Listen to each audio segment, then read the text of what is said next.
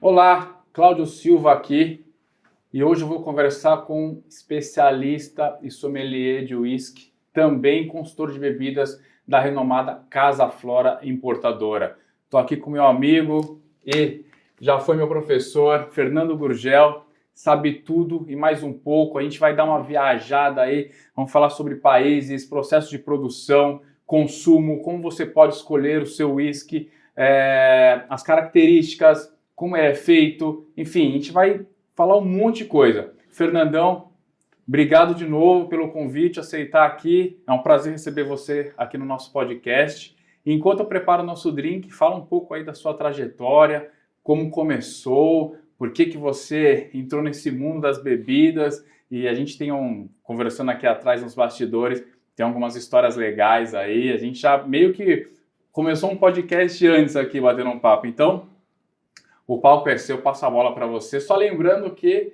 nosso podcast é gravado aqui no espaço da DC Coquetelaria, onde você pode vir para cá, viver uma experiência única e exclusiva em coquetéis e toda a produção e edição feita pela Clash Filmes. Vamos lá, Fernandão? Manda bala, vou preparar nosso drink aqui, vou fazer um penicilline para nós, hein? Hoje a gente vai falar de uísque, vamos degustar alguns uísques também que você trouxe aqui e beber também. Então, vamos ver o que vai dar, né? Maravilha. Vamos embora. Estamos num bar, né, Fernando? É isso aí. Então, no meu lugar preferido, no balcão. Então... um prazer estar aqui com você. Quanto tempo, né? Fazia tempo que estava devendo uma visita e calhou. Puta, ainda bem que deu certo. Muito bom mesmo. Eu estou nesse ramo já há 21 anos. Cara, 21 anos. Eu comecei assim meio que por acaso até, viu? Sempre gostei de beber, lógico, né? A gente bebe desde os 18, como você sabe. Antes, né? Não pode falar aqui, oficialmente 18. Desde os 18.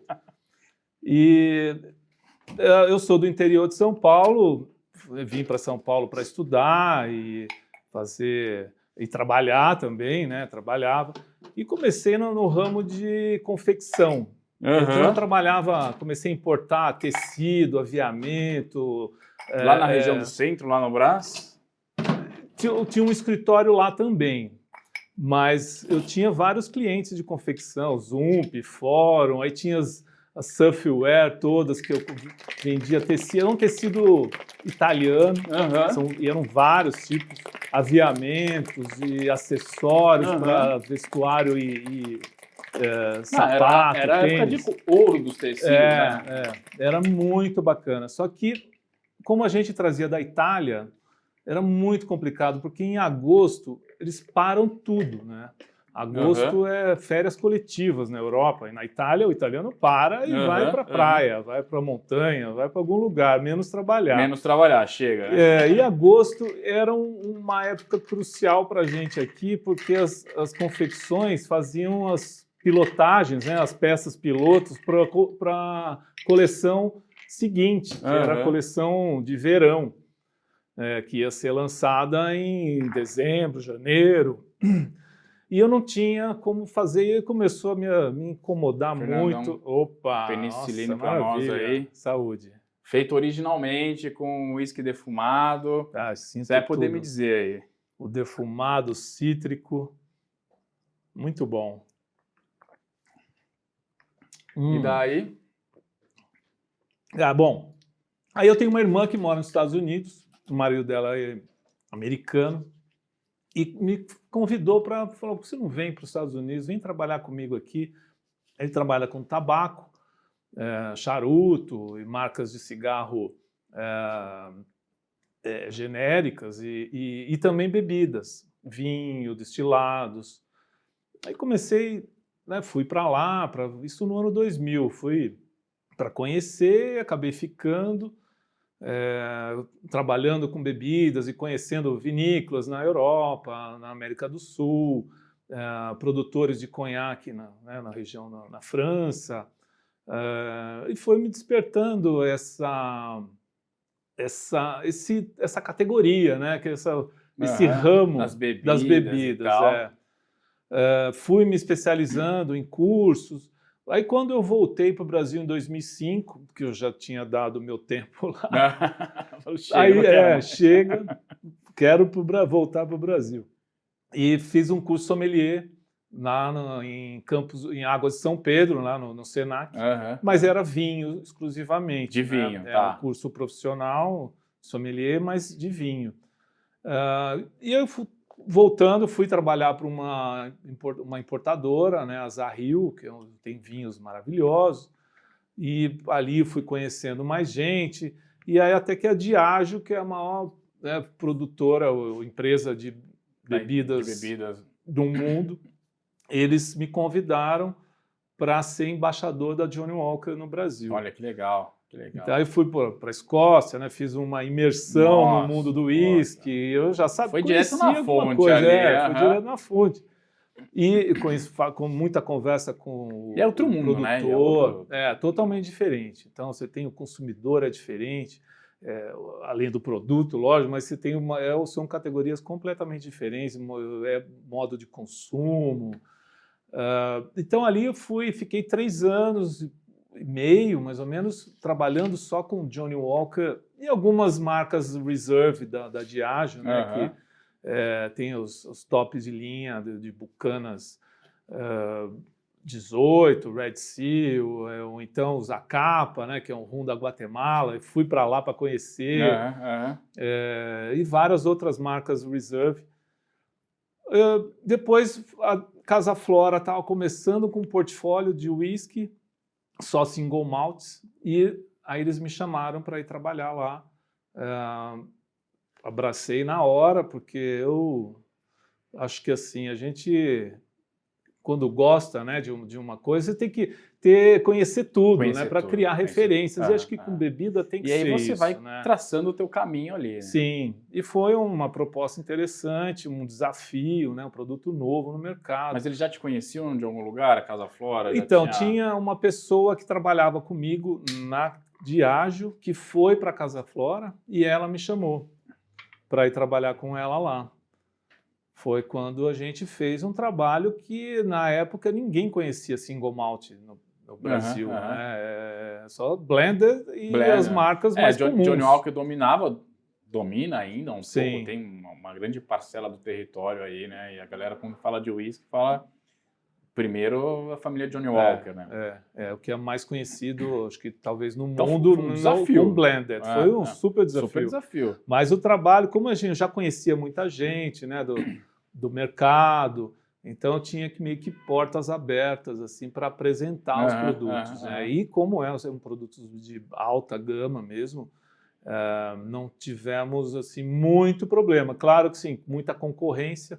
Apesar de single malt não ter tanta concorrência na época, mas despertou a atenção dos concorrentes. Sim. Então aí, a partir daí... O que é isso? O que está vindo aí? Olha, no Back Bar, né? Esse Back Bar maravilhoso, cheio de coisa. Começou a aparecer produto novo e tá diminuindo o espaço do meu. Né? Então, foi por aí que a gente meio que deu um pontapé inicial mesmo nessa categoria single malt no Brasil. Isso lá em 2012, mais ou menos. Qual foi o primeiro single malt, você lembra, na época? Que a gente começou, era Dalmor e Jura. Então, era assim, duas Jura marcas. Que daqui a pouco a gente vai falar um pouquinho dele. Né? Muito legal também, uma ilha, que tem o nome, as pessoas falam, mas Jura? Eu falava assim, o uísque é bom, Jura? Jura? Jura? E ninguém imagina, meme também. Virou meme. Ninguém imagina que Jura é o nome de uma ilha na Escócia e que é uma palavra em gaélico, né? Nossa! Jura. Então, e tudo tem muita história, né, para contar por trás, não só da bebida, do produtor, mas... e nisso também eu comecei lá atrás a dar aula na Associação Brasileira de Sommelier, no curso profissional de vinhos, ou melhor, no curso profissional de sommelier, que não é só vinhos, né? Os 2 primeiros anos é vinho, e depois no terceiro módulo, que não precisa ser em 3 anos, você pode fazer junto, mas são 3 módulos nesse curso, e nesse terceiro módulo tem aulas específicas, né? Aula de uísque, aula só de destilados em geral, aula de cerveja, de todas as categorias, Legal, chocolate, legal. chá, café. Tudo junto e misturado ali. Porque o sommelier profissional ele tem que conhecer Tudo. né? Todas as bebidas Treinar, alcoólicas e treinar não o paladar, alcoólicas. né? E treinar o paladar, exatamente. É um treino contínuo. Né? E você tem que saber o básico, pelo menos, né? De como é feito, de quais são as características organolépticas, o que combina, né? Harmoniza com o quê. Então, uma aula dessa lá tem um tempo de 3 horas e meia, mais ou menos. Então, tem um conteúdo, isso porque é o básico, né? A gente fala do básico. Se for juntar todos ali... Sim. Cara, então, legal, e foi assim, me apaixonei por esse trabalho em si, né? Depois de um tempo, agora depois da pandemia, eu passei para a área comercial, né, na Casa Flora, mas continuo fazendo algumas degustações e treinamentos, né? A gente faz mesmo uma educação, uma evangelização, né? Para ensinar as pessoas a beberem, né? A beber melhor, a beber consciente. Não desperdiçar o dinheiro, né? Porque é um investimento que não é barato, assim. Ou você compra aquela bebida que é realmente uma porcaria e tem que colocar um monte de coisa para poder enganar ou mascarar o gosto, suco de laranja, energético, enfim, não vamos entrar nesse ponto. Ou você compra uma bebida boa, com investimento legal, mas você tem que aprender a consumir ela, né? Exato, porque você sabe como um chefe de bar é um mixólogo, bartender, sabe que não tem assim, porque as pessoas falam, eu não vou desperdiçar um bom whisky ou um bom gin e tal para fazer uma mistura, mas você vai ter uma qualidade melhor de coquetel, né? Com certeza. Você não vai desperdiçar muito, pelo contrário, você vai valorizar o seu drink. E acho que a gente está conversando aqui, já se passaram 2 anos, mas a pandemia foi crucial nesse momento. Aí você que está na rua, no dia a dia, falando com as pessoas, você sentiu que mudou o que você fazia antes? Não sei o que você fez durante a pandemia, mas o que você fez depois, visitando os lugares, dando as aulas que você dá, esse consumo melhorou? As pessoas procuraram outras bebidas? O que você viu aí nesse processo? Certamente que sim. Assim, teve uma mudança bastante grande, significativa e uma mudança para melhor. Acho que as pessoas que estavam confinadas em casa, elas tinham tempo, né, mais tempo para conhecer as coisas, pesquisar, enfim, na internet, olhar e conhecer... Ver os comentários, ver reviews no YouTube. E não estava gastando, né? Não tinha, assim, tudo bem que muita gente não entrava dinheiro, mas... Mas você tinha uma reserva maior para poder investir ali, né? Porque então, você não ia sair de casa, você não ia pagar estacionamento, gasolina, essas coisas, você poderia investir um pouco mais em bebida. Sim, e aí acabaram conhecendo, buscando novas categorias, novas marcas, né? Você saía daquela, eu só bebo tal marca. Aí eu falava, você brincava com as pessoas, falando, a vida é muito curta, né? Para você só beber isso. Não, vamos virar essa chave aí, vai, pelo amor de Deus. E tem que criar referências, né, Cláudio? Assim, a gente não pode dizer, eu só gosto disso. Pô, você gosta de um whisky, tudo bem, são marcas que são realmente boas e tal, mas vamos provar coisas diferentes. Você pode até ter um valor afetivo pelaquela bebida, mas eu acho que tem outras aí que... Para conhecer e realmente saber se é aquela mesmo que você mais gosta, né? Ou se não tem outras aí que possa te agradar ou para determinados momentos, né? Porque você pode ter uma bebida para cada momento. Exatamente. Eu ia falar isso agora, assim, eu não tenho o mesmo conhecimento que você, claro, mas o pouco conhecimento que eu tenho aqui para preparar um drink, poder trazer uma pessoa aqui conversar, eu falo que é um whisky, é igual uma roupa, assim, você vai num free shop, você vai numa loja, você vai numa adega, você vai escolher aquele whisky. Se você tiver a oportunidade de fazer uma degustação, você pode até destrinchar melhor essa parte. mas você vai encontrar aquele whisky que agrada a você. Às vezes um whisky que agrada a mim não agrada a pessoa X, a pessoa Y, né? Sim, e outra também, né? O nosso paladar muda de tempos em tempos. Então, o que eu gosto hoje pode ser que daqui a uns anos eu não goste mais, e vice-versa, né? Ou passei. O nosso paladar, assim, a gente começa com aquele paladar infantil, então tudo tem que ser meio docinho, né? Meio suave. Aí você vai provando coisas, você vai preparando a gente aprendeu lá o atrás seu que o amargo paladar. é ruim, né? Então hoje... Hoje nem remédio amargo mais, né? Nada, daqui, né? Já vira isso logo. Então, a gente vai preparando o nosso paladar para outras sensações, principalmente o amargo, que é o que incomodava mais, né? Cervejas, né? A gente tem, acho que é o maior exemplo disso, né? É a evolução aí da cerveja. Evolução não, mas essa variedade, né, de estilos e tipos e sabores, né? E o whisky também tem isso. Tem uns que são uma sensação de doçura maior, outros são mais secos. E aí você começa a misturar com amaros, que nem o Boulevardier, né? Que é uma versão, para mim, é uma versão melhorada do Negroni, né? Porque vai o whisky.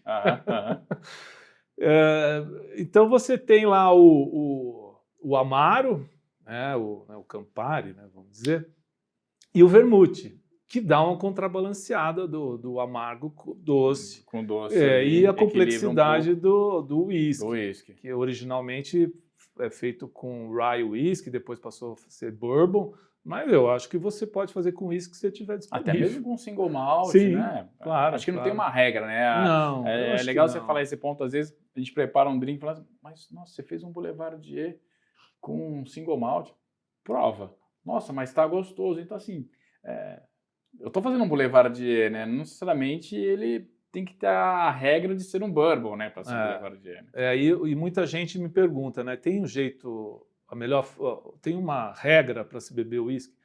A vida já é cheia de regras, né? Tem regra para tudo. Se for colocar regra para beber, a gente está perdido. Pois é. Então... E você não vai beber, né? Você quer fazer um coquetel, um Boulevardier, você pode pôr qualquer uísque.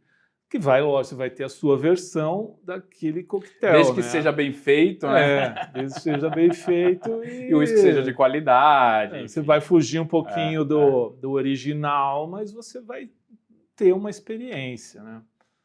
Cara, que legal. Por aí. Fernando, você deu um passeio aí pela Escócia aí. Você falou aqui para mim que não fui em todos os lugares que você gostaria de ir. Mas os que você foi, como que foi essa viagem, as destilarias, como que foi essa experiência de estar lá e provar os uísques diretamente da fonte ali? Eu trabalho com uísque há mais de 15 anos, né, e venho fazendo esse trabalho de educação e divulgação mesmo do uísque em si, mas sempre focando no uísque escocês, né? Porque realmente a Escócia é apaixonante, é impressionante como um país pequeno pode ter causado um impacto tão grande no mundo, não só com uísque, mas com várias outras coisas, até né? Com a cerveja também. Né? A ovelha Dolly foi criada na Escócia, né? A televisão, tem várias invenções escocesas, mas o uísque realmente é o mais conhecido. E tem uma variedade... Isso lá atrás, assim, meados de quando, assim, mais ou menos? Que começou a produção de uísque, ninguém sabe ao certo, né? Mas existe um primeiro registro oficial num livro do rei James IV, que foi em 1494. Então, no final dos anos 1400. O Brasil nem tinha sido descoberto ainda. Mas já se bebia antes, né? Que eles chamavam de aquavita, em latim, porque os monges que produziam, né? Os monges produziam mais para fins medicinais, e aí, lógico, eles começaram a descobrir os efeitos colaterais ali da bebida. E aí começaram a usar, mas começou a melhorar mesmo a qualidade depois nos anos 1800.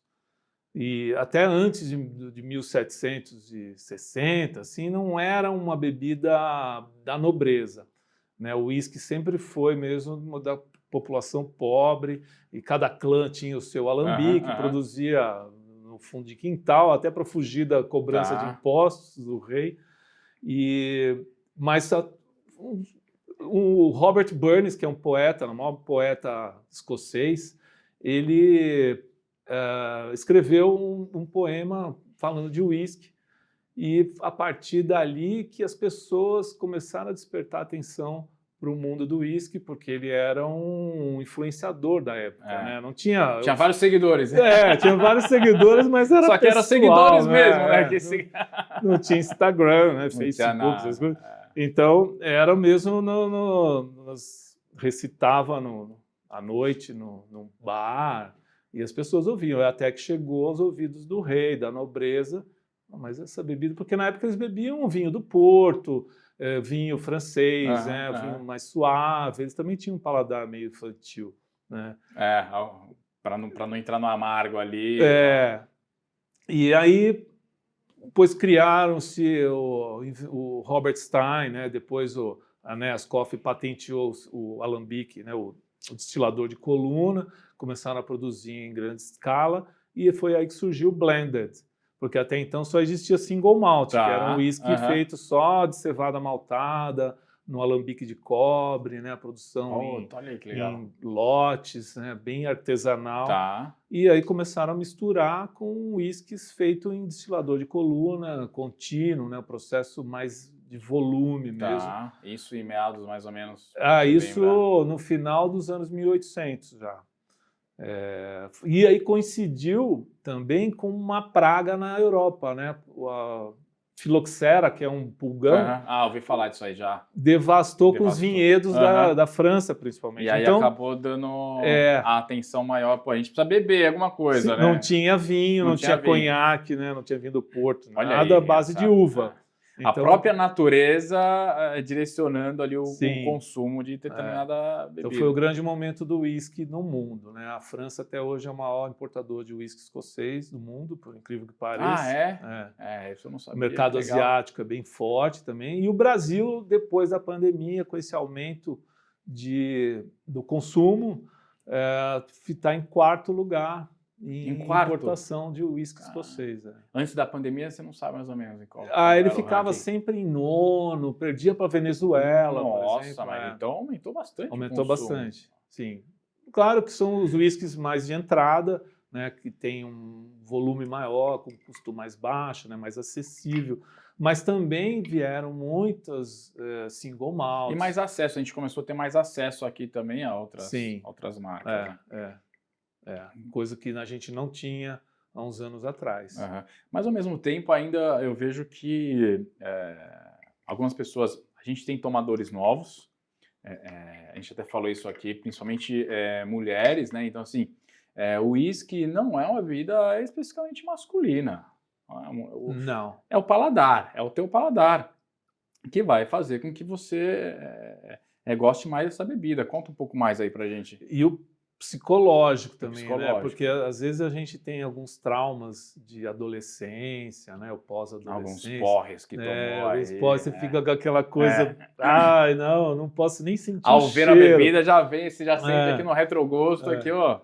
E assim, às vezes traz um trauma ruim também porque bebeu errado e um produto ruim, né? Então agora com a gente tem um acesso maior... A gente bebeu muito errado, né? Muitos anos bebendo errado, né? E tem crescido muito nas degustações que eu tenho feito. Eu vejo também as pessoas postando um grupo de mulheres com charuto e uísque. Olha aí que legal, ou até, às vezes, elas variam, não é só uísque, mas também conhaque, brandy, enfim, né? Outras... vinhos fortificados e outro rum, envelhecido. Então elas estão meio que se posicionando.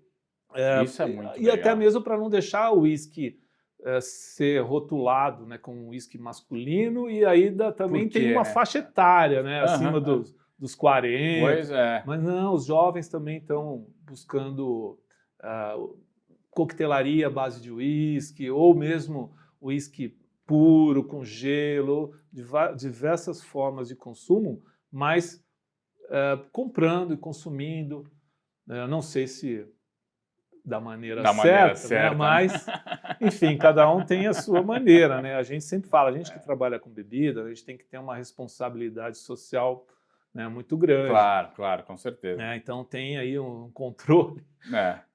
obrigatório, né, de consciência mesmo, mas e a gente tenta passar isso para todo mundo, né? Eu costumo falar assim, a boa frase, né? Beba menos, mas beba melhor, né? Você não precisa beber mais. Tá mudando um pouco isso, né? Beber para encher a cara, dar cambalhota, botar a gravata na cabeça, enfim, as pessoas estão querendo aproveitar mais os momentos, né? Aquilo que você falou, a vida é tão curta, então assim, se beber uma bebida gostosa, se for um coquetel bem feito, se for um whisky de qualidade, você consegue aproveitar muito mais daquela bebida, né? Sim, sim. E não tem alguns preconceitos que existiam, né? Como uísque, não vou beber uísque em coquetel. Nossa, esse penicilina que você fez assim, ele tem uma acidez que provoca salivação, né? Pede um próximo gole. Você consegue a picância sentir do gengibre. picância do gengibre. E até assim, o gengibre é uma coisa que combina muito, né? Combina muito. E como o gengibre também é um ingrediente principal ou importante na culinária japonesa. Então toda essa culinária japonesa que tem o gengibre, tem o agridoce, né, a shoyu, raiz forte, ela combina muito bem com o uísque. Até eles falam que a harmonização perfeita com a culinária japonesa é o uísque. E aí eles começaram a produzir uísques fantásticos, né, maravilhosos, assim, que não davam nem conta de produzir para atender a demanda teve uma global. época que parou um pouco, né? Eu quero falar um pouco sobre o processo de produção, mas já que a gente pegou esse gancho do Japão, acho que é bem legal. Tem muita gente que nem sabe que o Japão é um dos principais produtores hoje de uísque, assim, né? E marcas excelentes, assim. E teve um processo que você estava falando aí, eles produziram, venderam tudo e tiveram Conta pra gente aí, teve uma baixa, parou de... Eles foi isso? não tinham uma produção suficiente para atender o boom do mercado, né? No mercado global, porque o mercado asiático e o mercado local no Japão já absorvia quase que toda a produção e tem que esperar pelo menos 3 anos para engarrafar. E eles começaram tarde, né? Eles começaram em 1924 a produzir o uísque. Então eles foram para a Escócia, aprenderam todo o processo. Então tem um estilo mais escocês, né, de ser... A história que eu sei que ele foi para lá, fez a faculdade de matemática, depois faculdade de química, entendeu um pouco da região, viu que tinha muita coisa parecida com o Japão e falou, pô, por que não montar uma destilaria? Sim. Então, assim, a destilaria lá é a escola escocesa. É a escola escocesa, até a grafia é igual, né? Whisky com Y, diferente da Irlanda, que é com EY, né? Whisky. E nos os Estados bourbons Unidos também. Nos Estados Unidos eles pegaram pela grafia irlandesa, talvez pela influência de imigrantes irlandeses, né? Que foram eles também, muitos ali ajudaram a criar o bourbon, né? Não só o bourbon, como o rye whisky, que surgiu antes do bourbon nos Estados Unidos. O rye veio antes. Veio antes, Então eles usam a grafia irlandesa. É muito legal isso, né? Você vê assim, Japão, Escócia, Estados Unidos, hoje um dos principais produtores de whisky no mundo, né? Ou comercializados, né? Ou consumidos. Mas escola irlandesa, né? Os imigrantes comiam. Ou não, assim? Acho que talvez um pouco, sim. Mas aí depois que eles criaram o seu próprio estilo, né? Porque o bourbon, bem, pode ser que tenha alguma coisa parecida na Irlanda, que eles usam também um pouco de milho lá em alguns Acho uísques. que eles conheceram, vamos dizer assim, eles conheceram o uísque através dos irlandeses, então, né? Sim, e foram os próprios irlandeses que criaram, né, o uísque. Não só irlandês, mas tinha alguns galeses, escoceses, enfim, europeus, né, os imigrantes em geral. Mas acho que mais pela Irlanda. E qual que é essa diferença aí? Ainda tem muito assunto, tem muita gente que não conhece, né? A gente tem a categoria Single Malt, os Blended, e aí a gente vai para os Estados Unidos, Bourbon, tem o Tennessee Whiskey, que é o Jack Daniels. Vamos dar essa viajada aí, conta pra gente aí as diferenças, por quê, o que precisa ser para ser um bourbon, o que precisa ter para ser um bourbon e um single malt, um blend, como que é essa história?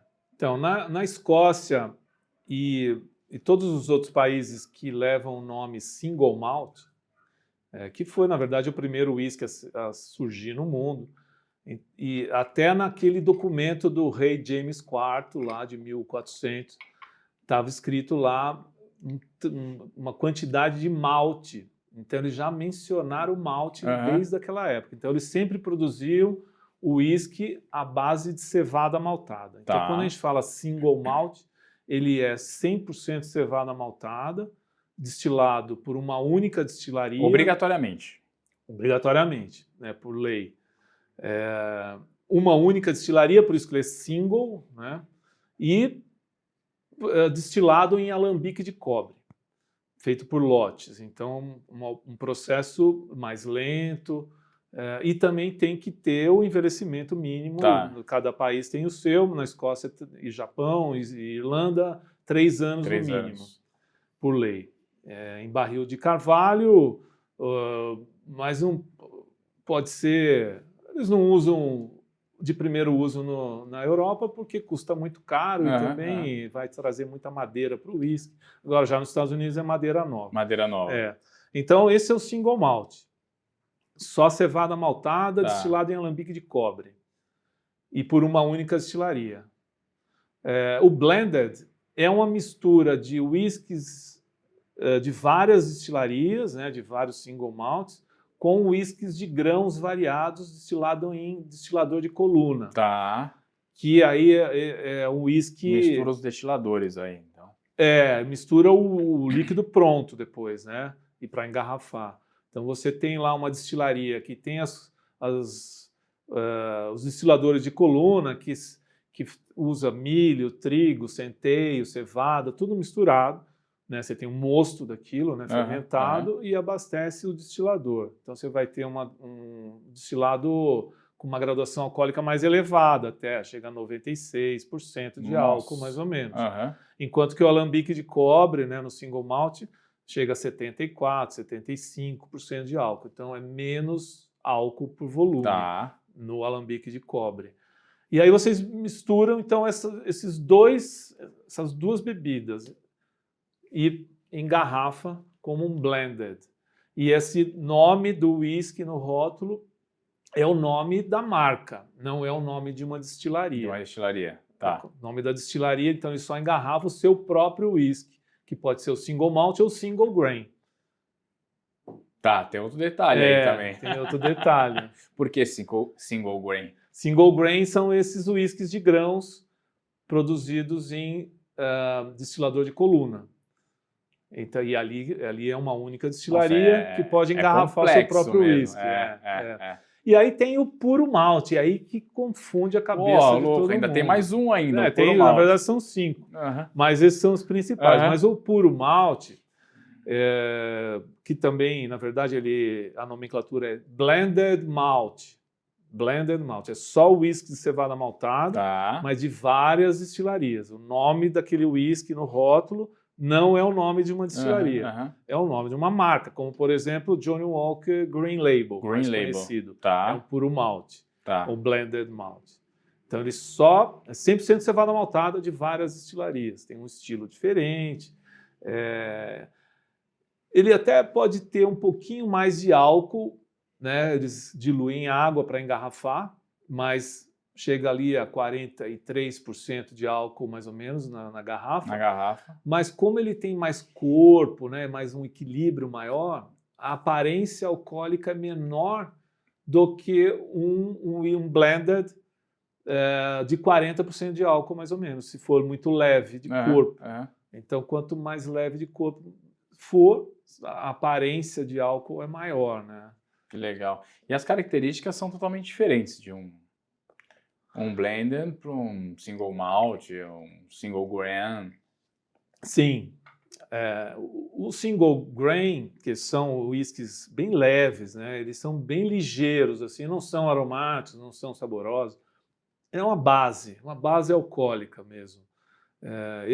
Essa mesma base alcoólica ele pode também ser usada por ser uma base de um gin, ou de outras bebidas, de um licor, mas ele entra como uma bebida de grãos, né, variados, bem levinho, fácil de beber. Você pode encontrar alguns engarrafados. Tem whisky japonês já no Brasil, single grain. Ah, é? O Deshita, ele é um single grain, então ele é bem leve. Acho que eu já vi. É legal para usar na coquetelaria, talvez.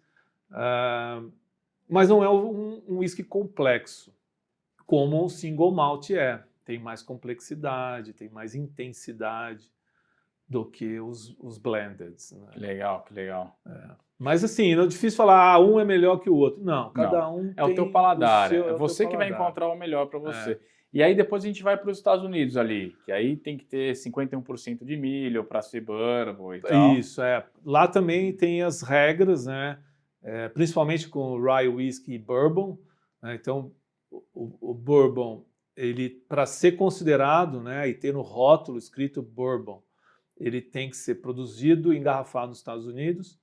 E na receita, né, do mosto, dos grãos, que eles chamam de mash bill, tem que ter pelo menos 51% de milho na composição. E por que milho? Porque o milho, na verdade, quando começaram, lá antes dos anos 1700, nos Estados Unidos, na região norte, lá na Pensilvânia, na Carolina do Norte, eles tinham muita produção de centeio. E aí começaram a produzir o whisky de centeio, né, o rye whisky, que, na verdade, é 51% de centeio no mínimo, e o resto mistura com cevada, trigo, o próprio milho. E aí houve uma quebra na safra do centeio.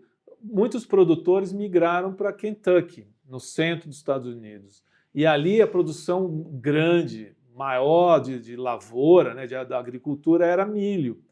Então, nos Estados Unidos tem muito milho, né? Tudo à base de milho, né? O syrup, tudo tem. Corn syrup, é tudo corn. Até o etanol deles é de milho. Então, acho que tem um subsídio do governo e tal. Aí começaram a produzir porque era o cereal disponível. Cada destilaria tem a sua receita. E aí viu que deu bom ali. Viu que deu bom, mas então, por lei, eles criaram essa lei que tem que ter pelo menos 51% de milho na receita, na composição. E aí o restante, cada marca tem, aí divide ela 20% de cevada, ou trigo, ou um pouquinho de centeio. Tá. Né? E o tempo de envelhecimento é 2 anos, no Fica mínimo. 2 anos no mínimo. E barril novo. Barril virgem, né? Barril virgem. E de carvalho americano, também não pode ser carvalho de outro só país. Lá mesmo, tem que ser americano e pronto, né? E qual que é a característica que dá, assim?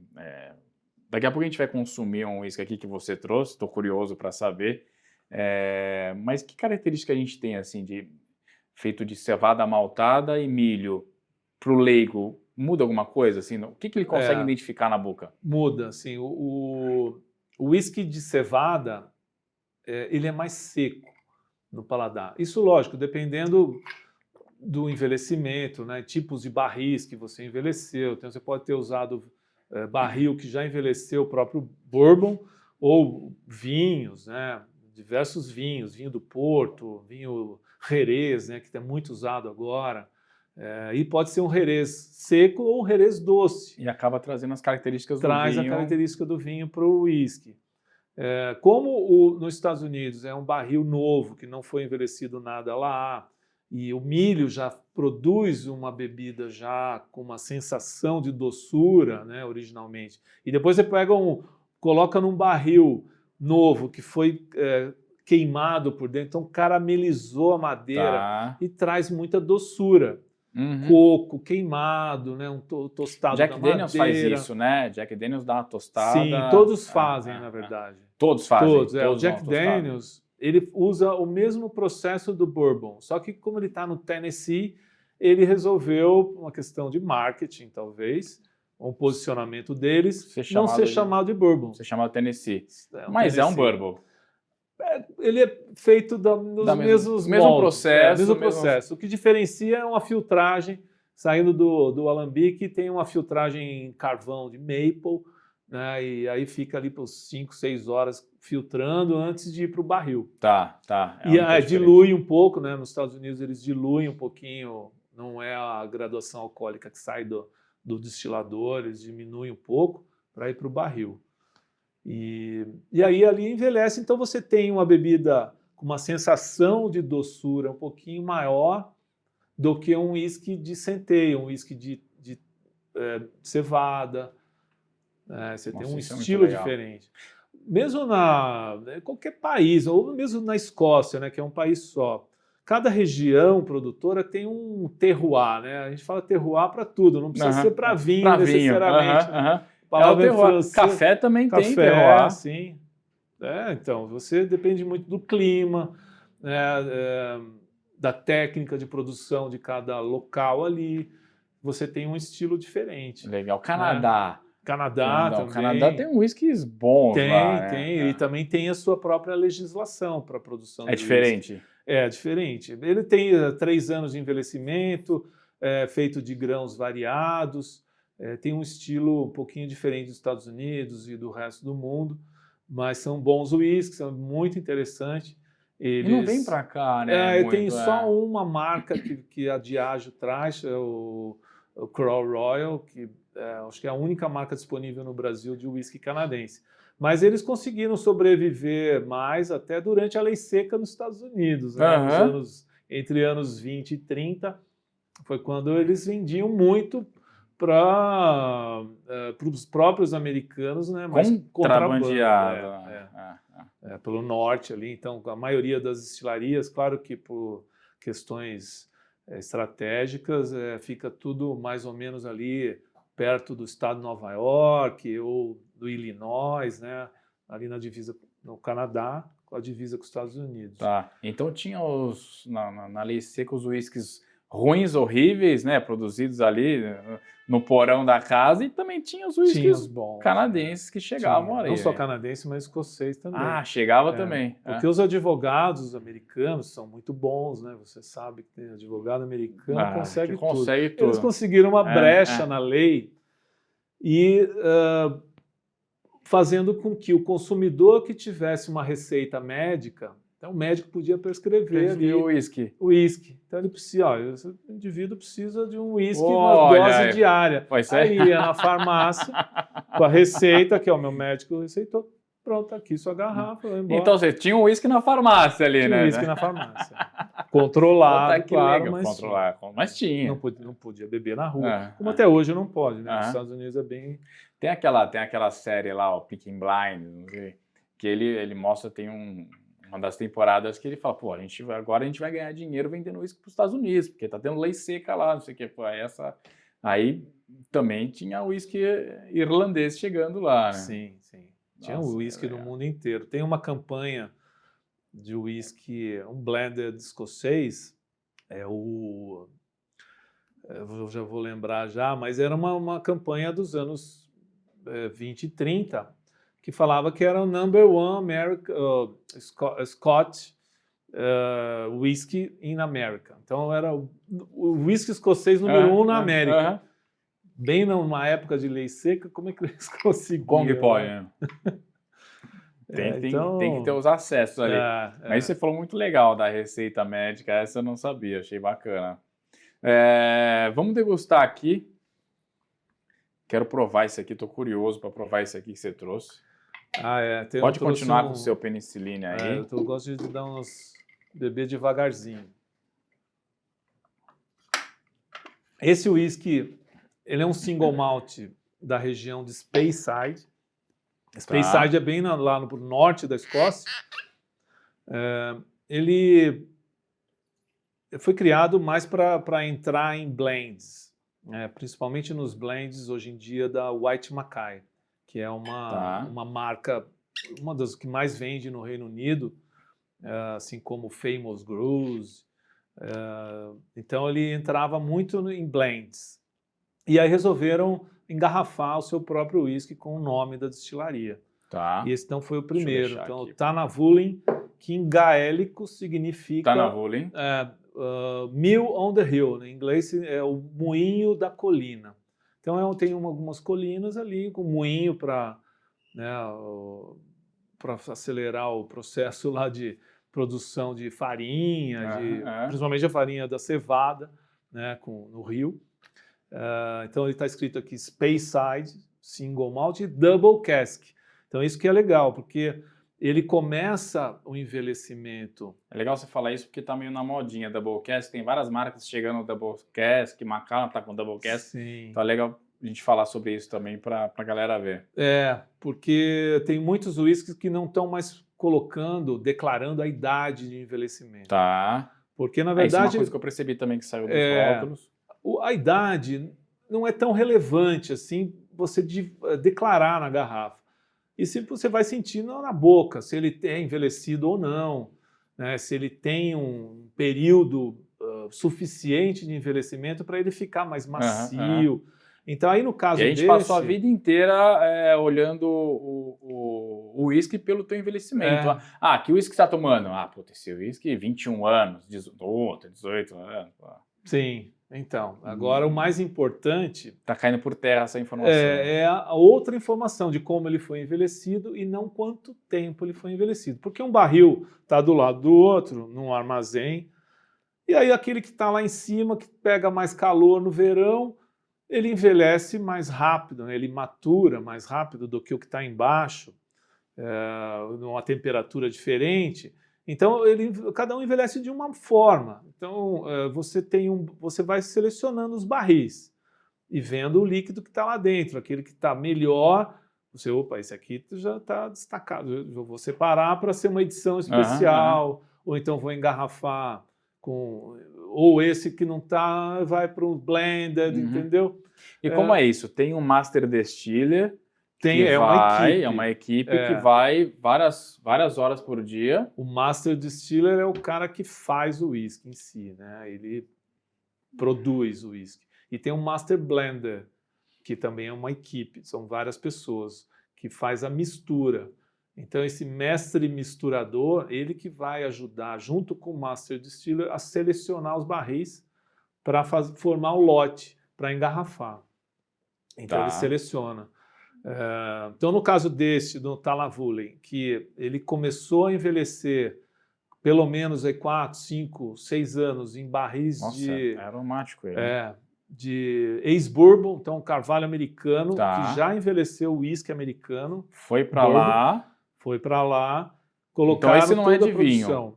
Vinho. Então, no começo não. Esse é ex-bourbon. Aí depois, metade da produção vai para barris de vinho, que é um vinho espanhol da região de Jerez, né, na Andaluzia. É um Jerez oloroso, não é um Jerez doce. Ele é um Jerez... O oloroso é mais complexo e mais seco, que foi envelhecido por sistema de soleira. Aí Nossa, é outra coisa muito interessante também. Então, para outro podcast esse tema. Aí fica por mais, 2, 3 anos envelhecendo nesses 2 tipos de barris. Por isso que eles chamam de double cask. No final, eles unem o líquido dos 2 barris em um tipo só de barril e por mais um tempinho para dar uma harmonia e deixar mais homogêneo. Né? E aí engarrafa. Na hora certa, né? Na hora que tiver um pedido, porque lá eles não engarrafam, se não tiver um pedido, eles deixam no barril. Enquanto não tem pedido, tá lá no barril. Olha que legal. Esperando. Olha que legal. Porque o uísque ele não evolui na garrafa, só evolui no barril. A partir do momento que você engarrafa ele parou de evoluir, travou. E estraga. Muita gente pergunta assim, estraga o uísque? Então, não estragar não estraga, mas ele vai mudando a característica dele com o tempo. Claro que se estiver bem guardado, esse processo é mais lento. Agora, se deixar no sol, no calor, acelera mais esse processo de alteração. Né? O álcool evapora. Então, você tem como esse que é de rolha, por exemplo. Né? Então, a rolha evapora mais Tá. do Diferente que do que o de de rosca. rosca. Então, o uísque bom é aquele que você tem que beber logo. Tá. Não E fica como é que eu guardando bebo? para uma ocasião especial. Vai, vamos lá, um leigo aqui. Como é que a gente bebe o uísque? Como que é a Então, degustação? como eu falei já Ó, antes, já pegaram o teu uisquinho lá, ó? Pega lá, hein?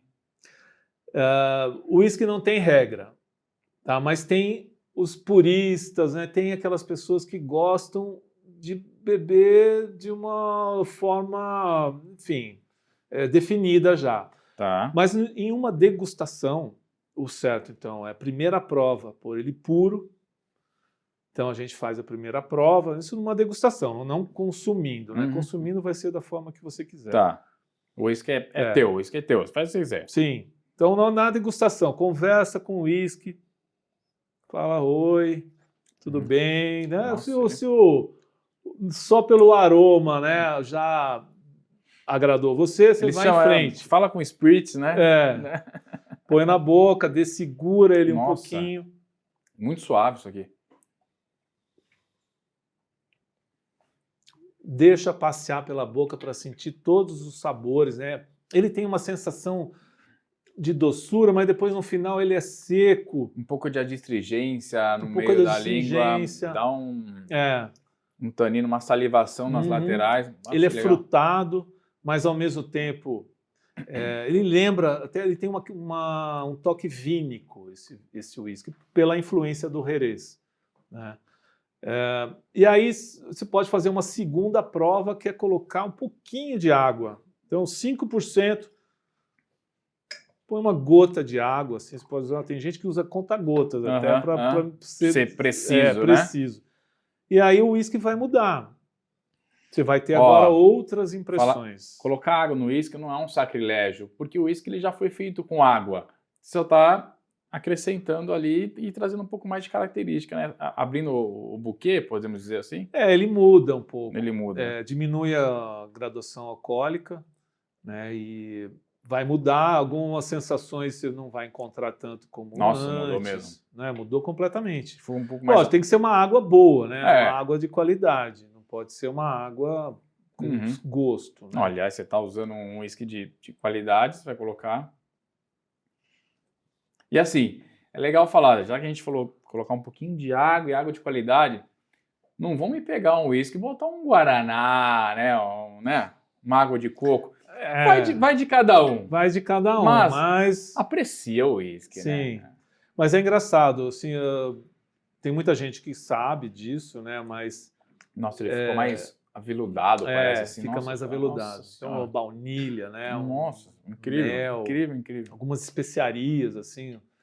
Mas em Recife é a cidade no mundo que mais consome uísque, né? Per capita. Ah, é? Então, eles têm, assim, o hábito, é uma questão cultural mesmo, de beber uísque na praia, em qualquer lugar. Ah, que legal, não sabia. Só que eles misturam, eles não bebem uísque puro. Então, eles bebem com guaraná, com água de coco.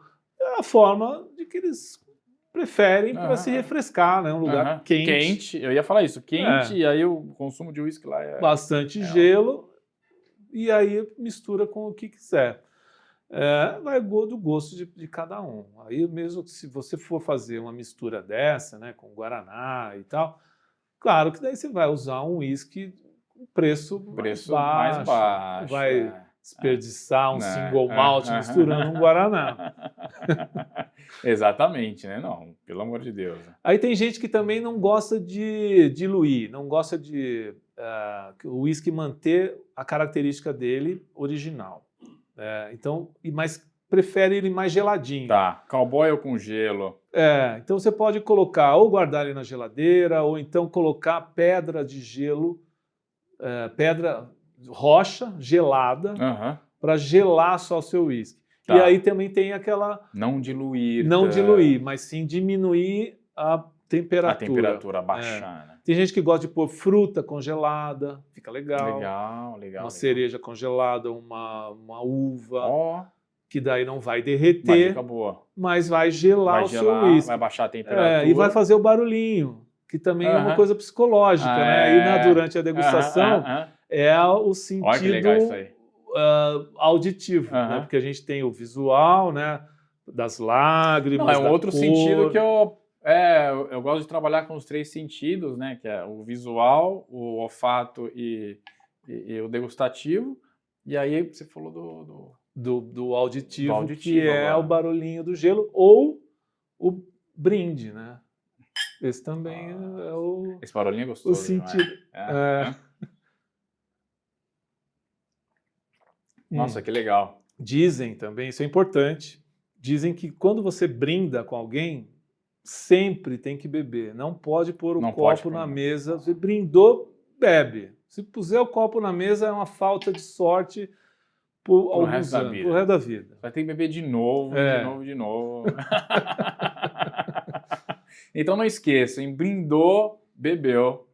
Não coloque o copo na mesa.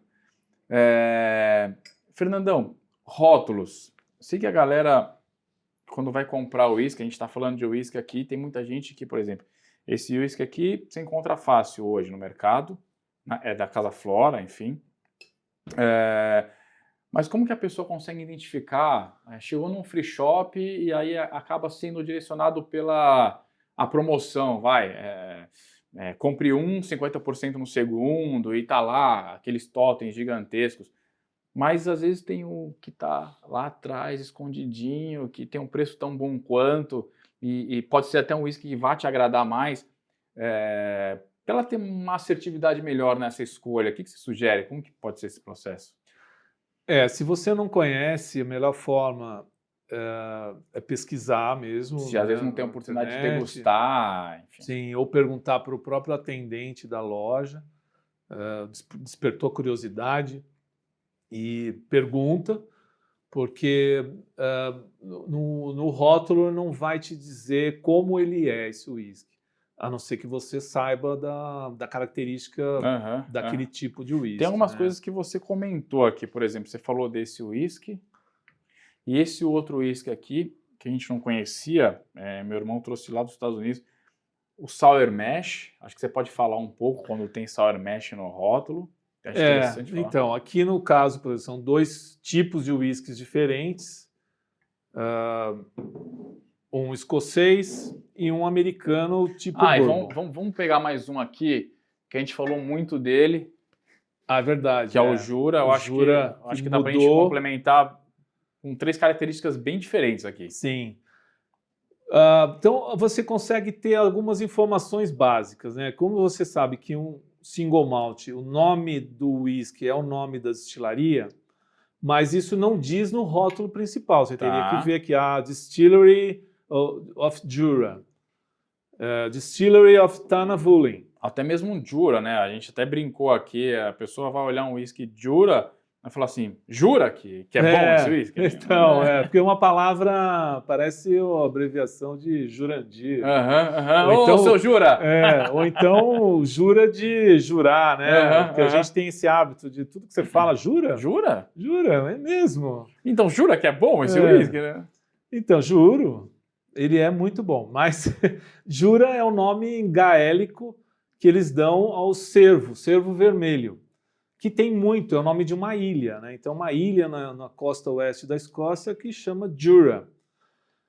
Então, aqui embaixo vai estar escrito Single Malt Scotch Whisky.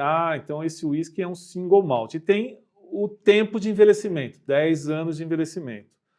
Mas ele não fala mais nada aqui, neste rótulo. Nesse já fala qual é a região. Tem mais informações. Tem mais informações. Speyside Single Malt Scotch Whisky. Então, a gente sabe que a região da Escócia é Speyside e que ele foi envelhecido em 2 tipos de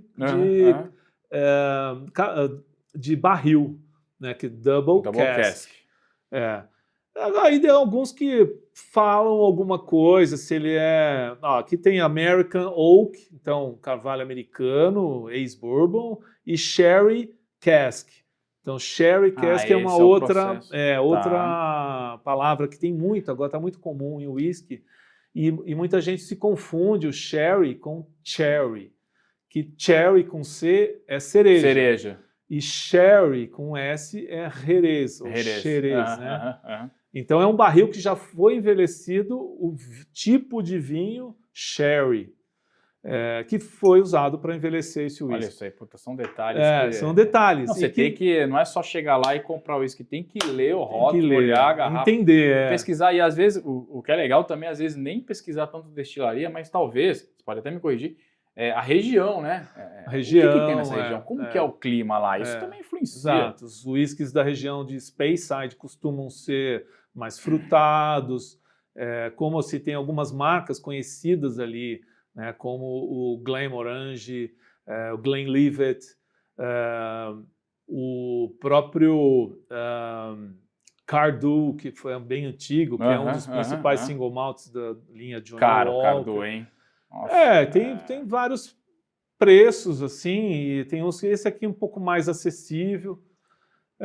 Agora, nos Estados Unidos, quando a gente vê escrito Bourbon, Kentucky Straight Bourbon. Então, porque é feito no Kentucky. Deixa eu pegar um Kentucky Straight Bourbon. Se não tiver escrito Kentucky, é porque não é feito... É um bourbon, que pode ser nos Estados Unidos inteiro, mas ele não é do Kentucky. Tá. Mas, por lei, segue todas aquelas regras de produção. Tá. E tem uma outra regrinha, que é o Sour Mash.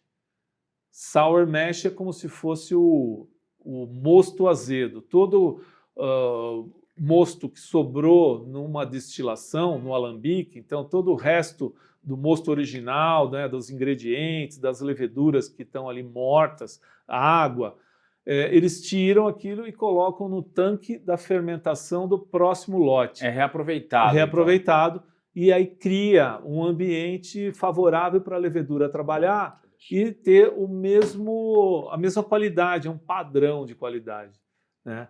E o legal do Maker's Mark, que você colocou aqui, ele é o único whisky americano, que eu conheça, pelo menos, que tem a grafia puxada para a Escócia, que é o whisky sem Y. Não é com Y, é com Y. Explica aí.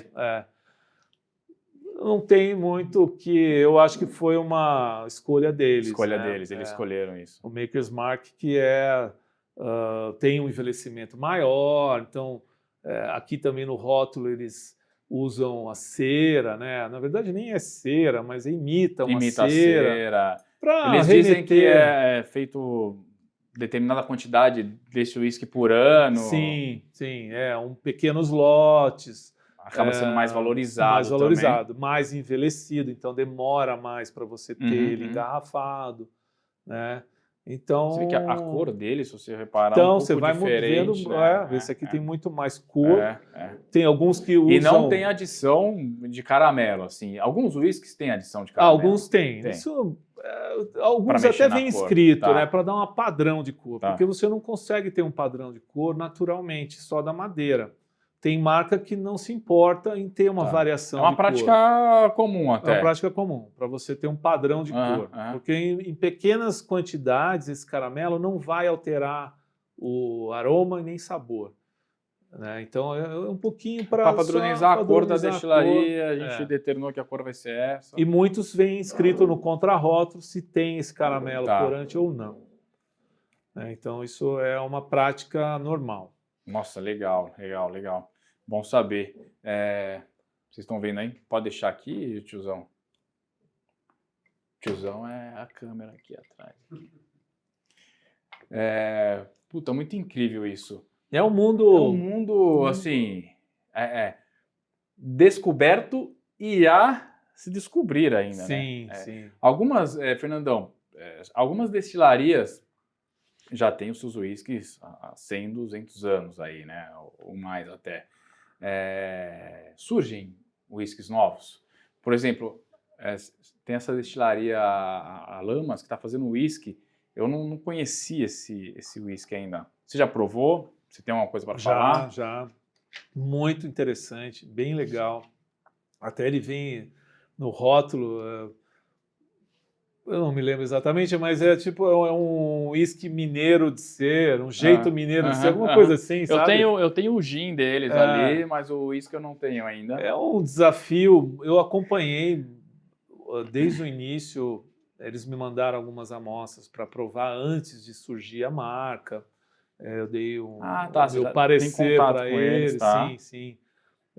bem legal. Eles são apaixonados por um uísque, eles têm outros negócios, né, de mineração e tal. E aí a família quis começar a produzir, começou por hobby e virou um negócio. Então, eles têm uma qualidade muito interessante, eles têm os alambiques de cobre, então também nos eles moldes têm um cuidado. escoceses, tem todo um cuidado. Eu encontrei eles numa feira X e, nossa, eu fui super... Ele tava com um standzinho pequenininho, tava começando a whisky lá, foi antes da pandemia. Super simpática, assim, acolhedor, ele parava e te explicava tudo, assim, achei muito interessante isso. Eles tem uma técnica diferente para dar o defumado no uísque. Então, alguns eles usam a cevada que foi seca com turfa, né, para dar o defumado. Tem uns que eles usam madeira úmida para defumar a cevada. E mesmo depois de todo o processo de produção, né, continua o defumado, mas é um defumado diferente. Então tem níveis diferentes, né, de defumados, dependendo da técnica que você usou. Que legal. E a água, como que eles fazem? A água, eles têm uma fonte subterrânea, como todo produtor tem, né? Então aí depende muito também da composição do solo. Você vai ter um tipo de água diferente. Na Escócia, ela é bem desmineralizada, porque são rochas bem duras, né? Quartzo, granito, que não mineralizam a água. Eu não sei aqui a Lamas a composição da água que eles usam, mas tem lá a sua influência, né? Mas eu gostei bastante. Legal, tem várias edições bem interessantes de whisky e acho que tem tudo para bom saber, porque a gente acaba discriminando o produtor nacional aqui, mas, por exemplo, com esse boom do gin, surgiram marcas excepcionais, assim, brilhantes, assim, que ao meu ver, acaba... se não sendo melhor, está bem ali com marcas importadas de grande nome no mercado. E eu acho que essa oportunidade de dar ao produtor brasileiro e conhecer e valorizar também, não é porque é um whisky nacional, porque a gente tem experiências de também um whisky nacional, acho que nem precisa falar o nome, mas assim, é intragável, né? Então, ter essa oportunidade de conhecer essas pessoas, eu acho incrível. Você falou de whisky defumado, eu acho que vale um pouco também falar desse. Tem o outro desse que é o Lafroig, né? Sim. Se eu não me engano. Esses são todos da ilha de Islay. Ele é defumado por natureza. Como se dá esse processo? Então, a defumação acontece num processo inicial da produção de uísque. Então você tem a cevada, o grão, né, o cereal, e a cevada ela não tem o açúcar fermentável naturalmente. Não é como o milho tem o açúcar fermentável, a cevada não. E aí precisa passar por um processo de malteação ou maltagem. O que é isso? Você mergulha a cevada em água e ela começa a germinar. E aí antes que comece a brotar, ou nesse momento eles interrompem esse processo de germinação através da secagem. Então eles tiram a água, escorrem e a cevada está molhada, ela precisa ser secada, né, para ela ficar sequinha e virar uma farinha depois, moer e fazer farinha. Nossa, que legal. Nesse processo de secagem, a grande maioria dos uísques da ilha de Islay, assim como o Ardbeg, o Lafroig, como você falou, eles usam a matéria-prima para fornecer calor no forno, ao invés de ser lenha ou um forno elétrico, eles usam a turfa, que é um carvão vegetal. Que tem abundância lá na região. Sim, eles tiram do subsolo, que é uma mistura, é vegetal, né? Só as raízes e folhas e terra junto, mas ele é bem inflamável. Então você põe lá fogo e aí os dutos vão para a sala de secagem da cevada, que está no piso, assim, como secar café. E aí os dutos de calor vêm junto com a fumaça. e aí a fumaça defuma Olha que a legal. cevada e seca, E né, seca. com o calor. Aham. E aí você tem uma cevada, se você cheirar, você vê aquilo defumado Aham, mesmo, aham. né?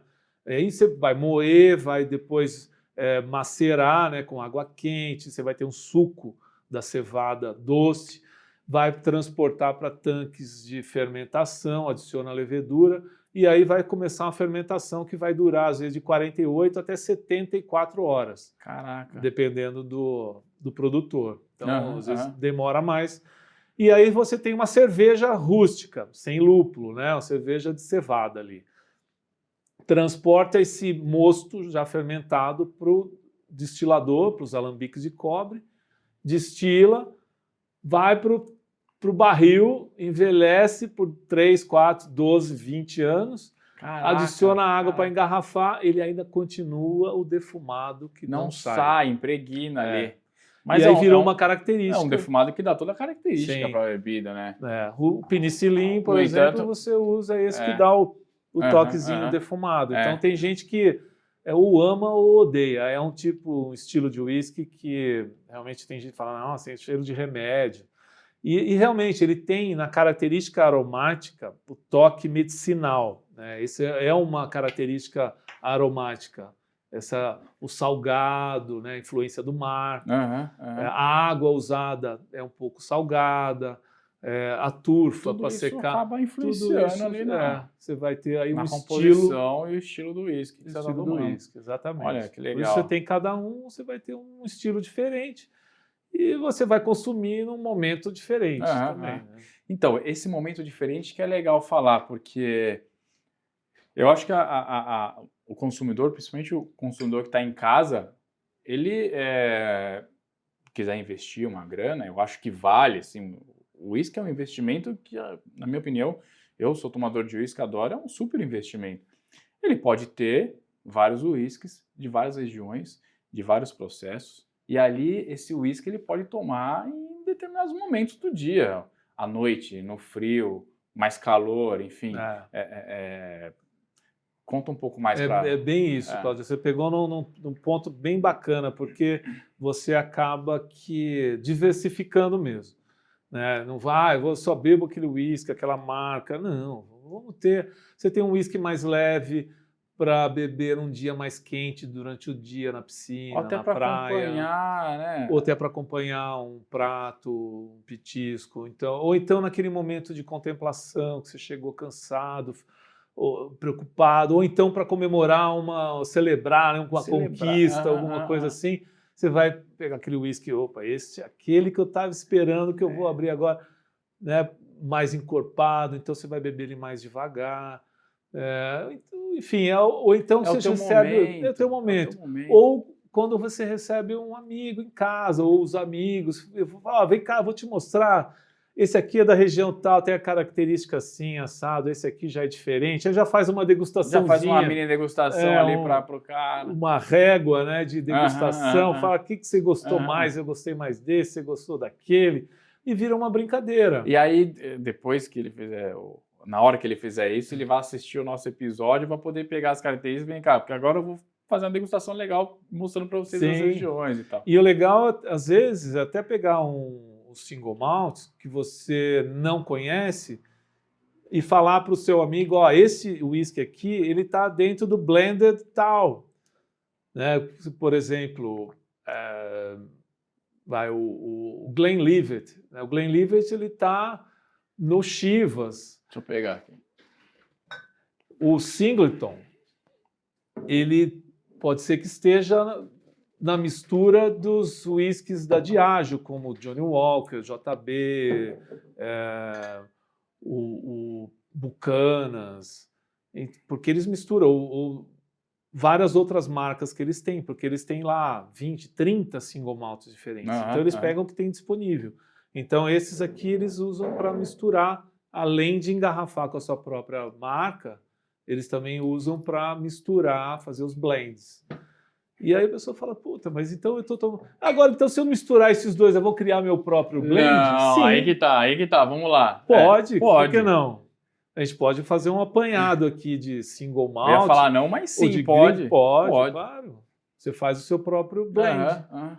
personalizado. Olha Eu só. gosto mais defumado, eu vou pôr um pouquinho mais do Ardbeg, que é defumado. Você cria teu blend ali na hora. Cria seu Olha que blend na hora. legal. E é assim que faziam antigamente. Cara, Fernando, animal isso aí. Né? Os pioneiros em blenders, como John Walker, os irmãos Balanchivas, eles faziam isso. Compravam das destilarias e aí eles tinham os seus clientes, né? E falavam, o Claudião vem aqui toda semana, eu vou fazer um whisky para ele, vou fazer um blend para você. Aí eles já faziam, engarrafavam, escrevia Cláudio, Te dá aqui ali. o seu blend. E Personalizado. aí tinha uma caderninha de receitas, a receita do Cláudio. Aí foi assim que criou as marcas, né? Que surgiram as marcas. Daí eles também seguem sempre um padrão, né, do que foi feito antes. Olha que legal, que legal, que legal. Harmonização, Fernandão. A galera fala assim, puta, eu vou fazer um churrasco hoje. Puta, o que combina com churrasco? Caipirinha. Não. O uísque também combina com um bom churrasco, né? O penicilina, um drink combina com um bom Ou churrasco. um whisky sour. Eu Whisky não tenho whisky defumado para entrar, tal. Então, pô, faz Qual o um melhor whisky whisky sour. para acompanhar com uma carne? Se você for misturar com suco de limão, uma água com gás, alguma coisa assim, aí vai muito do seu gosto pessoal. Tá. Qualquer whisky que você for Fazer usar. um highball. Acho que do seu gosto e do seu do O seu gosto potencial, da sua quanto você tem para investir. Quanto você tem para investir. Diferente. Peixe também, né? Peixe também, sim. Eu acho que dependendo do peixe, se for um prato mais leve, você vai escolher uísques mais leves. Né? Então isso vale para carne também. A carne, eu vou fazer um molho intenso, picante, né, com especiarias, então eu vou escolher um whisky ou que tem uma doçura para ser por contraste, ou um whisky picante por afinidade. Igual vinho. Igual vinho. Um charuto, eu gosto de charuto, então, mas eu tenho um charuto muito encorpado, intenso. Aí eu vou escolher um whisky que tenha uma sensação de doçura um pouquinho maior para quebrar a intensidade do charuto. Porque se você pegar um whisky defumado como o Ardbeg e um charuto cubano que tenha mais potência, você vai ficar com aquele defumado uma semana na boca. Né? Então, e aí acaba que você pode hipoteticamente se traumatizar. Puta, sim. Eu tomei um Ardbeg, puta, não. E mais o charuto, então potencializou aquela fumaça, aquele defumado. Puta, isso é legal. Então eu no meu paladar, eu não faria isso. Eu faria por contraste.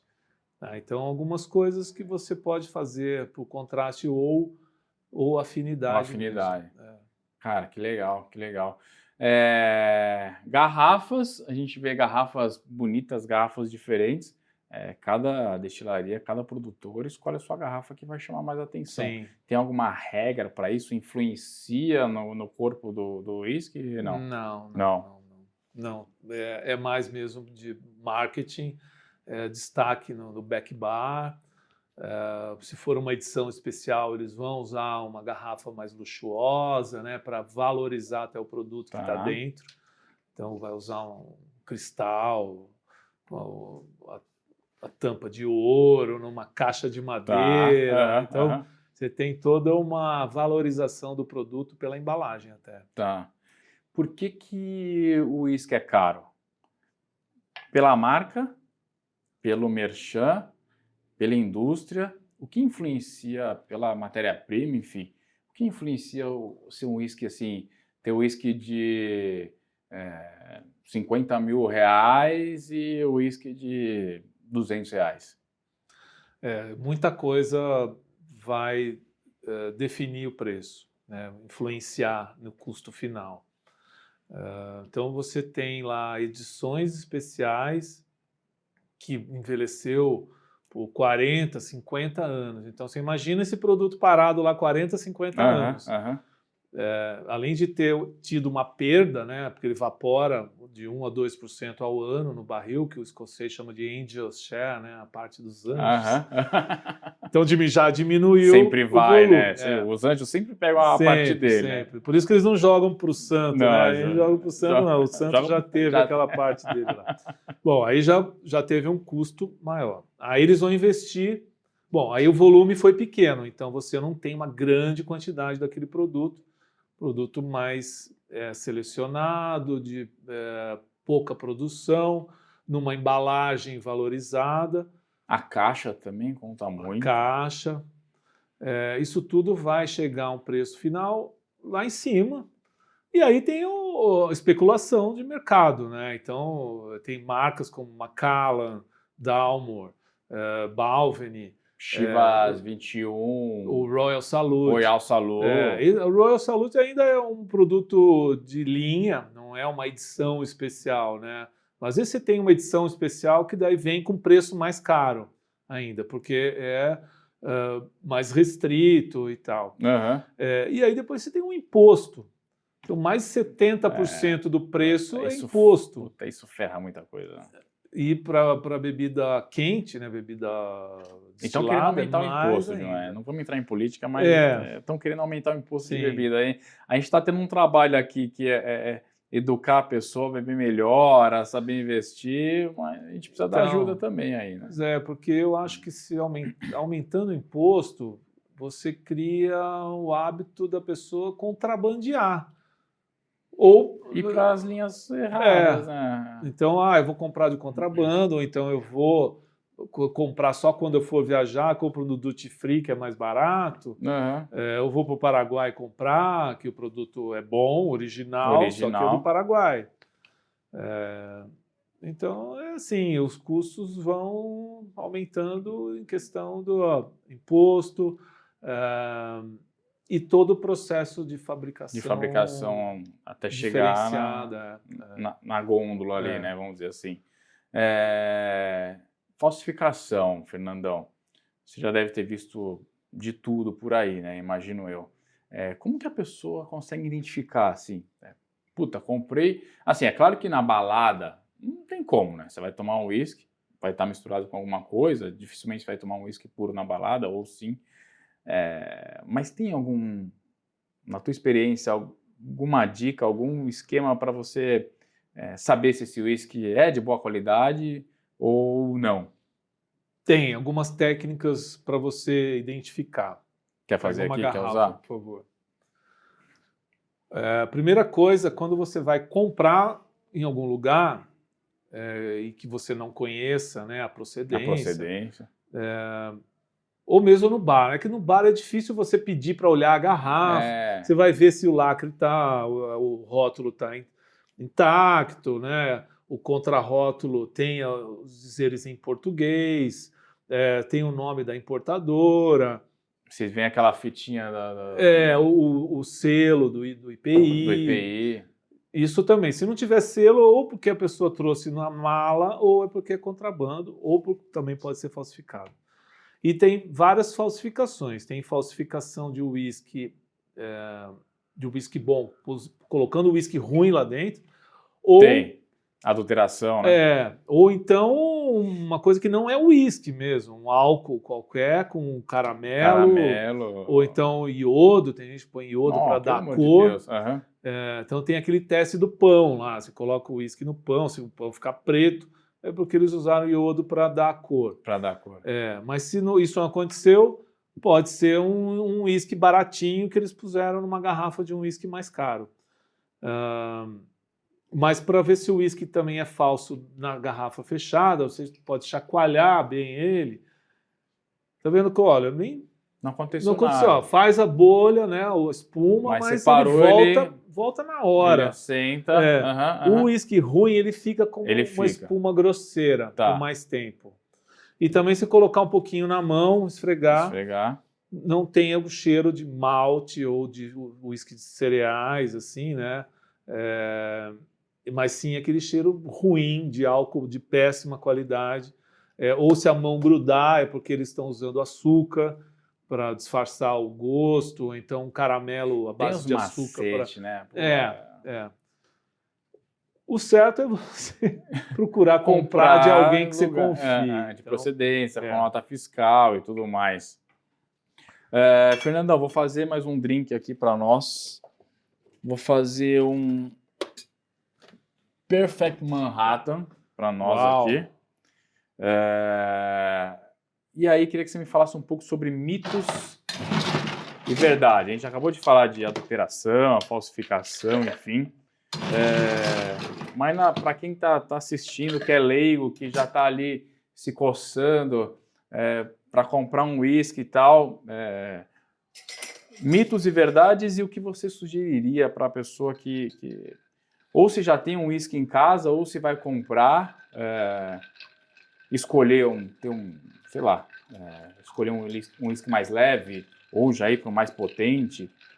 Pela tua experiência, o que você fala? Assim? Bom, eu acho interessante você ter pelo menos uns 3 tipos de uísque na sua casa.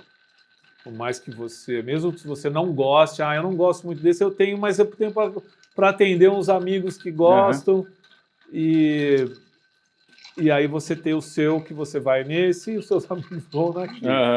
Mas... você guarda o seu ali. E serve o dos amigos. Mas eu acho que assim, vai muito do gosto de cada um, lógico. Tem vários amigos que bebem uísque já há muitos anos, mas eles têm a preferência de gosto. Não de marca, mas de estilo. Eles gostam de blended levinho. Tá. Porque eles gostam de colocar bastante gelo e bebem, não sei se numa velocidade maior, né? E com mais empolgação. Com mais empolgação. Agora tem uns que preferem um mais encorpado para beber aos poucos, devagar, num momento mais de contemplação mesmo. Por isso que eu acho que você tem que ter uma variedade. Pelo menos uns 3, 4 tipos na sua casa para você variar de acordo com o seu momento, com a visita. Para poder fazer um coquetel quando você está afim. E acho que parar com essa história de que o uísque não é para mim. Você pode achar um uísque que é para você. Sim. Você pode tomar um uísque, assim. Às vezes você vai na casa de alguém, me ofereceu isso, puta, não gostei. Mas às vezes você tem que deixar, acho que a gente tem que ter a cabeça aberta para poder provar em outros lugares, né? Porque aí você vai descobrir qual é o seu estilo preferido. Pode começar com um coquetel. Pode começar com coquetel. É interessante você ter um leve em casa mesmo, um blended standard. Você vai pagar 70, 80 reais no máximo. Ou às vezes até menos, às vezes tem promoções malucas por aí. A Amazon sempre tem promoção de destilados, de uísque. Aí você tem aquele uísque do dia a dia, vamos dizer assim, né? E aí alguns especiais para momentos especiais. Então você tem ali o vinho, né? O vinho, quem gosta de vinho, não tem um vinho só. Pois é. Não tem só vários. Lá o Malbec, né? Ou só o, sei lá, enfim. Tem vários, eles gostam de diversas variar. uvas para escolher ali no seu dia a dia. Tem o mais seco, menos seco, mais encorpado, mais leve. Isso eu acho que pode servir para o uísque também. É claro, assim, é importante falar, a gente não está fazendo apologia ao álcool. Pelo contrário, a gente está mostrando para as pessoas como consumir melhor, como ter prazer em comprar uma bebida, como saber investir o seu dinheiro. Às vezes você pode guardar um pouquinho a mais, comprar um uísque mais caro que você provou. Hoje a gente está tendo vários eventos aí pela cidade de São Paulo com uísque, né? E as pessoas fazendo um trabalho legal assim, de degustação, de mostrar. A gente está tendo mais acesso a informação e a marcas. Então acho que vale um pouco dessa pesquisa, e é o que o Fernando está falando aqui, tipo, sai da casinha mesmo, pesquisa, olha, não vai só naquela promoção ali, né? Aproveita que tem degustações acontecendo, participa e conheça, né? Crie um parâmetro, né? Referências mesmo, para você poder escolher o que você mais gosta para ter em casa.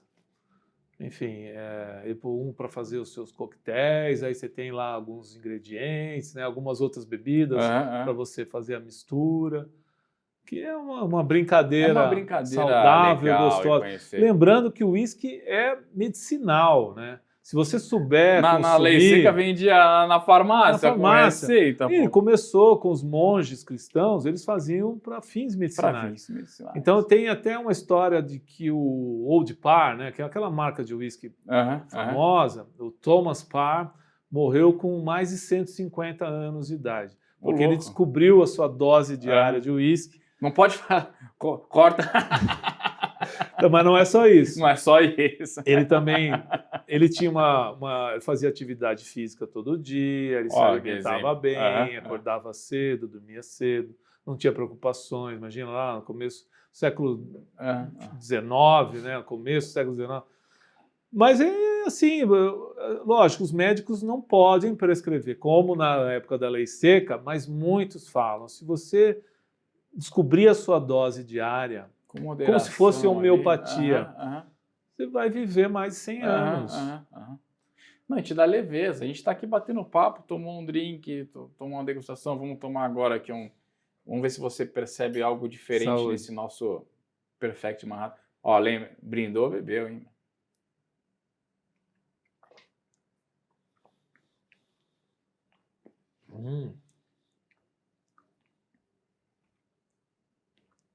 Então parece um açúcar mascavo, assim. Um cacau. Cacau, é. Tem cacau? Tem, eu fiz uma infusão no Jim Beam Black com cacau negro. Uau! Infusão, olha a cor que ele ficou. Ficou, parece café. Café. Ou licor de cacau, né? Aí deu essa, acho um pouco mais de terrosidade ao drink, né? Você sente um cacauzinho. O Jim Beam, esse black, ele só é mais envelhecido, é isso? Ele só é mais envelhecido, Mas é um bourbon com mais envelhecimento, só essa diferença. Tá. Ele tem aí você usou ele por ser mais intenso? Para trazer mais sabor mais a característica e deixar um cacau bem suave. E a cor dele, por exemplo, eu coloquei a cereja aqui, a gente não vê, ele tá bem turvo, né? Tem a cerejinha no final e fica assim, não vai dar para ver agora aqui, mas na luz vermelho, dá para ver o vermelho, vermelhinho. Dá para ver. E o legal é que cada tipo de drink, coquetéis assim, tem um copo diferente, né? Copo diferente, exatamente. Esse daqui, por exemplo, é na tacinha tipo Martini. Martini, só que tem um detalhe aqui. Esse copo é da minha amiga Tati, da Vitrus. Bom, enfim, sou suspeito para falar, sou fã dela, fã dos copos. E eu acho que o copo realmente é a vestimenta do coquetel, né? Você entrar um coquetel num copo diferente, ele soa melhor, assim, te agrada melhor, né? Muda, né? Tem o fator, não só o fator psicológico, mas também o fator de você consumir num copo adequado. Um copo adequado. Até água num copo bom fica melhor, exatamente, né? Exatamente. Você servir água, você vai receber as pessoas em casa, copinho. A minha esposa fala muito isso, né? Às vezes eu vou arrumar a mesa, a gente vai receber alguém, eu ponho lá, não, troca esses copos, pelo amor de Deus, não são... Mas são copos de água, não tem que ser outro. Pega aquele lá, que, enfim, acho muito legal isso, e o drink é a mesma coisa, né? Como eu falei, a vestimenta do coquetel, né? Se vai entrar um coquetel, tem que ter uma boa apresentação. E o coquetel também tem que estar agradável, né? Também não adianta estar... equilibrado, mas equilibrado. Tá bem gostoso.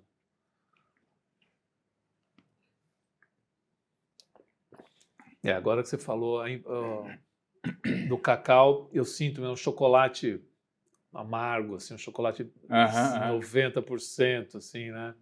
Olha, lembra muito. Aí é que lembrou muito também parece... Tem uma uva passa, assim, algo que me remete a banana passa, sabe aquelas bananinhas? Alguma coisa. Que a gente compra no boteco, assim, uma bananinha. Tem aquela coisa, parece uma banana passa. Ele lembra. Eu não tinha reparado nisso, verdade, tem. Não era essa a intenção, figo, mas... o rami, não sei, mas acho que tá mais para banana passa. Que eu adoro. Verdade, a bananinha, aquela bananinha que você compra no mercado mesmo, né, a bananinha. Puta, interessante, interessante. Lembra muito. Fernandão, cara, incrível o nosso papo, acho que dá pra gente ainda desenrolar, se quiser falar alguma coisa, destrinchar, mas acho que a gente deu uma lapidada geral aí sobre tudo que é o uísque, consumir o uísque, olhar melhor o uísque.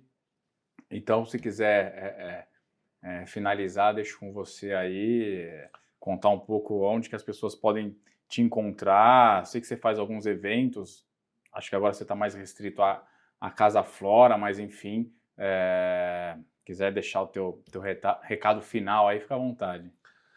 Eu acho assim, bom, primeiro eu queria agradecer de novo pelo convite, um prazer estar aqui com você. Pô, prazer é meu, cara. Pô, tentei te puxar há vários anos ali, Gurgel, vamos lá.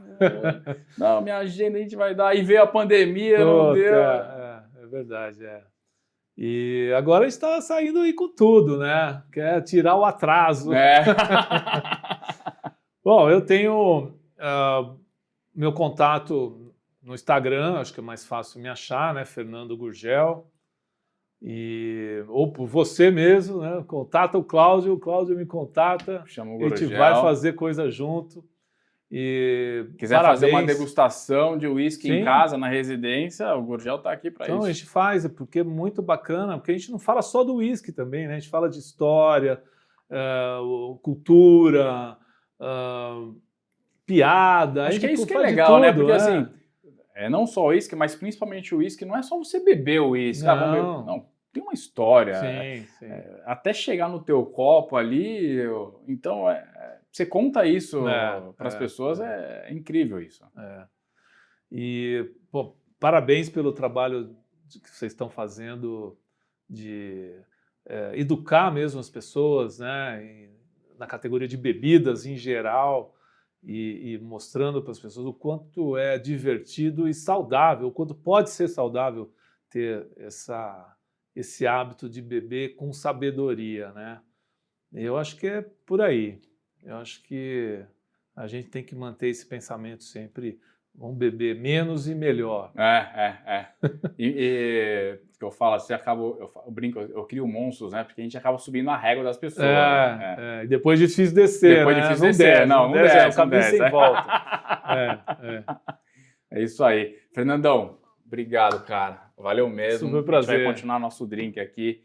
Galera, agradeço vocês por ter ficado com a gente até agora. Papo bom demais aqui com o Fernando Gurgel. Uísques, drinks, falamos um pouco da história. Então, aguarde os próximos episódios. Dá o like aí, curta, siga, compartilha.